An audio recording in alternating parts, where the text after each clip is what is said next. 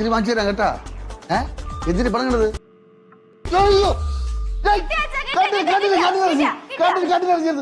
കണ്ണിലറിഞ്ഞത് ഞാൻ അങ്ങോട്ട് കേറുന്നുണ്ടല്ലോ.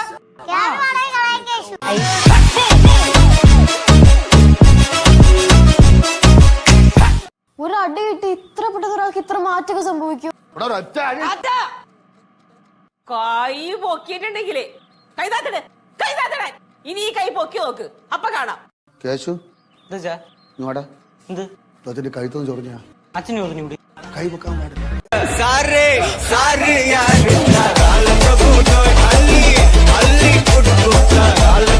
അവിടെ ഒരു കാറുണ്ടല്ലോ, എന്ത് ചെയ്യണത്? അവിടെ മഴയത്ത് വെയിൽ കൊണ്ട് കിടക്കണ്, ആർക്കും വേണ്ട, തുരുമ്പെടുത്ത് കിടക്കണ്. പിന്നെ ഒരു ബൈക്ക് യാവനെ കണ്ട വിലക്ക് കൊടുത്ത് പണയം വെക്കാൻ വേണ്ടിയേ സ്വർണ്ണം എടുത്ത് ആർക്കും കൊടുത്തല്ലേ, തിരിച്ചെടുത്ത് തന്നാ ആദ്യത്തെ തരും.